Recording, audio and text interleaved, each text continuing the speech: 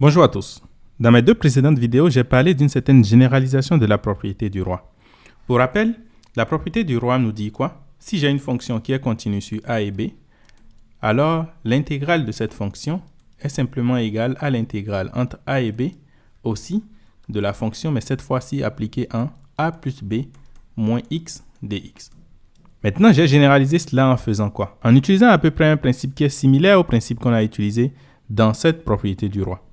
En effet, pour démontrer la propriété du roi, qu'est-ce qu'on fait? On va poser en fait que ceci est égal à U. Et si je pose que ceci est égal à U, qu'est-ce que je vais remarquer? J'aurai que U est égal à A plus B moins X, ce qui va faire que X sera lui-même égal à A plus B moins U. Ensuite, lorsque je vais dériver U, je vais avoir différentiel de U qui sera égal à moins différentiel de X, ce qui va me donner aussi que différentiel de x est égal à moins différentiel de u. Après ça, lorsque x serait égal à a, j'aurai que u serait égal à b. Et lorsque x serait égal à b, j'aurai que u serait égal à a. Donc, on remarque cette symétrie en fait qui existe entre u et x. Donc, en utilisant ce même principe, qu'est-ce que je vais faire? Je vais trouver un autre changement de variable de telle sorte qu'on garde exactement le même principe ici, c'est-à-dire une symétrie entre u et x. Donc, si par exemple, je posais que u est égal à a multiplié par b divisé par x, qu'est-ce que j'aurai? Je vais remarquer que on aura aussi que x serait égal à a multiplié par b divisé par u. Donc, on a ce même principe de symétrie. Et si je calcule la différentielle de u, j'aurai quoi? Moins a fois b divisé par x au carré dx. Et si je calcule cette fois-ci la différentielle de x en fonction de u, qu'est-ce que j'aurai? J'aurai bien évidemment moins x au carré divisé par ab fois du. Et si je remplace x par sa valeur, c'est-à-dire par cette valeur qui est ici, a multiplié par b divisé par u, j'aurai quoi? J'aurai clairement a multiplié par b divisé par u, le tout au carré, divisé par a fois b du, ou encore simplement moins a fois b divisé par u au carré du. Donc, on voit aussi cette symétrie qui existe entre du et dx. En plus de ça, si x est égal à a, j'aurai que u serait égal à b. Et si x est aussi égal à b, j'aurai que u serait égal à a. Donc, on voit cette symétrie qui existe entre u et x. Donc, ça veut dire qu'on peut utiliser ce même changement de variable afin de pouvoir retrouver le principe qu'on retrouve en appliquant la propriété du roi. Et quel est ce principe qui est généralement utilisé?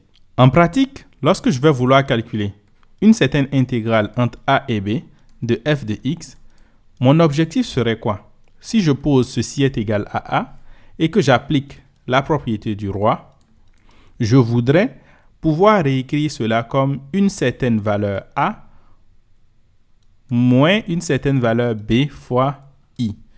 Donc, de telle sorte que, finalement, je peux écrire que i est égal à a plus bi, et donc que 1 moins b fois i serait égal à a, ce qui va me permettre d'avoir que i est égal à a divisé par 1 moins b. C'est ce principe-là que je veux utiliser à chaque fois. Donc, en faisant cette généralisation de la propriété du roi de cette manière-là, je peux donc appliquer ce même principe et arriver donc à i. L'élément que j'aimerais ajouter ici, c'est que le changement de variable qu'on utilise n'est pas toujours le même. Donc, vous pouvez utiliser le changement de variable qui est commun avec la propriété du roi, c'est-à-dire u est égal à a plus b moins x. Vous pouvez utiliser le changement de variable que j'ai proposé dans mes précédentes vidéos. Mais dans cette vidéo, je vous donne un troisième changement de variable que vous pouvez utiliser et qui va vous permettre d'avoir ce même principe de symétrie. Alors, comment est-ce que nous allons faire ça? Nous allons faire ça en essayant de calculer notre intégrale qui est là. Donc, c'est-à-dire l'intégrale entre 0 et 2 de ln de x plus 1 divisé par x au carré moins x plus 1. Donc, on va essayer de faire ça ici. Donc, je veux calculer quoi? I qui est l'intégrale entre 0 à 2 de ln2 x plus 1 divisé par x au carré moins x plus 1 dx. Déjà, vous allez remarquer que utiliser le changement de variable que j'ai proposé dans mes deux précédentes vidéos serait pas productif. Parce que si jamais je posais u qui est égal à a fois b divisé par x, ça sera 2 multiplié par 0 divisé par x, c'est-à-dire 0. Donc, ça ne m'amène nulle part. Donc, c'est sûr que je ne vais pas utiliser ce changement de variable qui est là. Mais par contre, je peux utiliser un autre changement de variable. Et ce changement de variable que je vais utiliser, ce serait quoi? Ce serait en fait 2 moins x divisé par 1 plus x. Vous pouvez me poser la question de savoir d'où me vient ce changement de variable. Je vous dirai simplement que l'objectif, c'est de pouvoir appliquer la symétrie que j'ai dit un peu plus haut. Donc, déjà, à l'origine, il faudrait que si jamais x est égal à 0, u soit égal à 2, et que si x est égal à 2, u soit égal à 0. Donc, déjà, le principe de 2 moins x est vérifié. Maintenant, pour le reste, c'est que des petites manipulations afin de pouvoir respecter tous les autres principes de symétrie. Donc, déjà, essayons de vérifier si le principe de symétrie marche ici. Si je réécris u, ça peut être égal à 2 plus 1 moins x divisé par 1 plus x. Pourquoi est-ce que je fais ça? Simplement parce que je vais écrire ça sous la forme de 3 moins 1 plus x, le tout divisé par 1 plus x, c'est-à-dire 3 divisé par 1 plus x moins 1. 1 qui est bien sûr 1 plus x divisé par 1 plus x.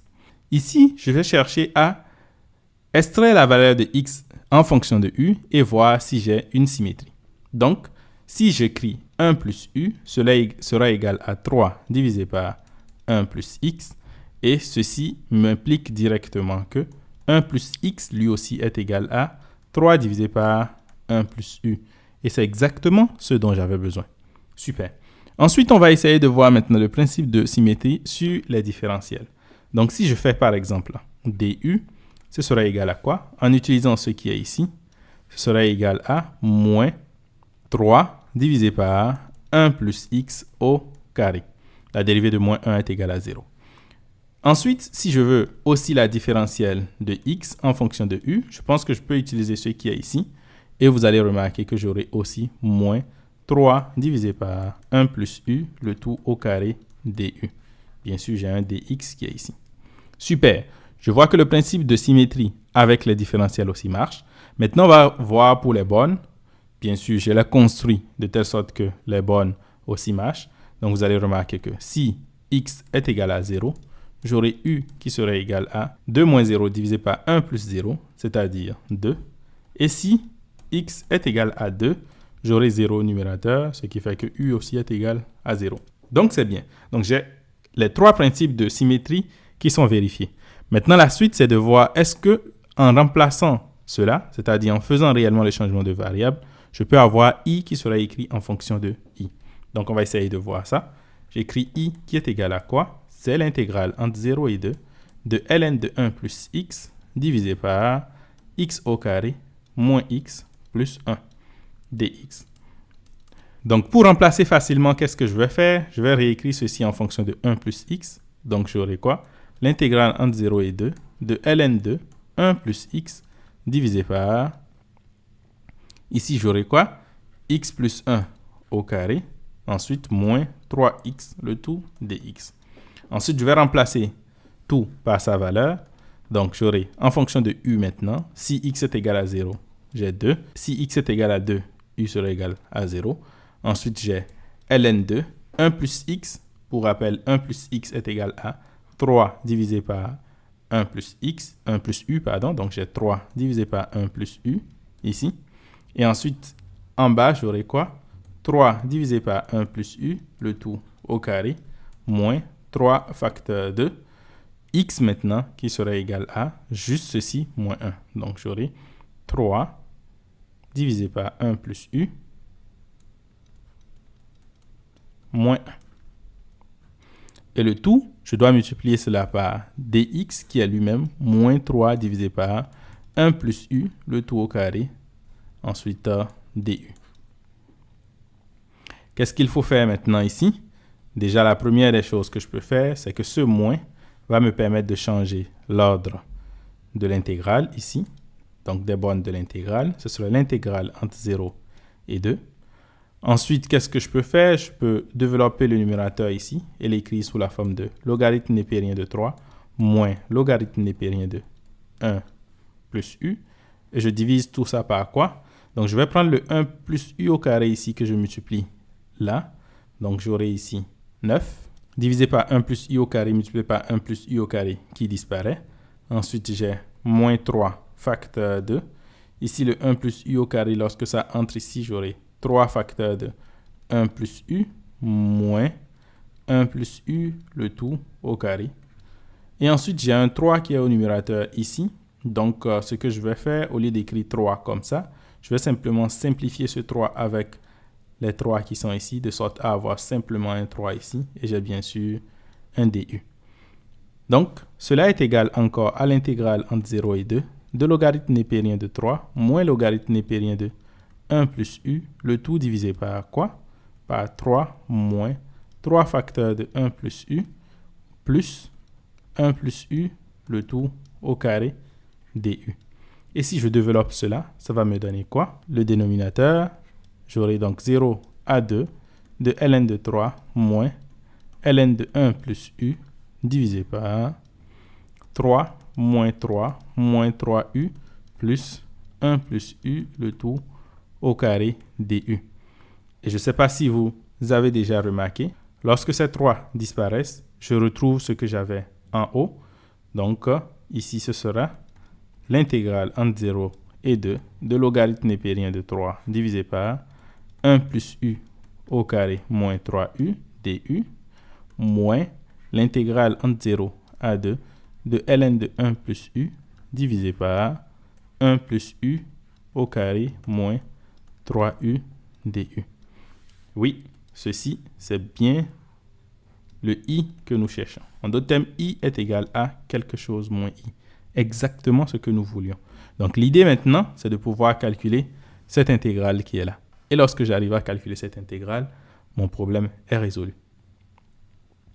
Donc, ici, je peux dire quoi? J'aurai 2i qui sera égal à l'intégrale entre 0 et 2 de logarithme népérien de 3 divisé par, je redéveloppe le dénominateur ici, de telle sorte à avoir u au carré moins u plus 1 du. Bien évidemment, vous allez remarquer que le dénominateur n'est pas factorisable. Donc, ce que je vais faire, c'est d'écrire ça sous forme canonique. Donc, la forme canonique ici, ce serait quoi? Juste l'intégrale de 0 à 2 de logarithme népérien de 3 divisé par u moins 1/2 au carré et ensuite plus 3 quarts du. Donc, ici, c'est une intégrale. Donc, ici, c'est une intégrale qui est assez facile à calculer et qui est connue. Donc, ici, ça donne juste le logarithme népérien de 3 qui peut sortir.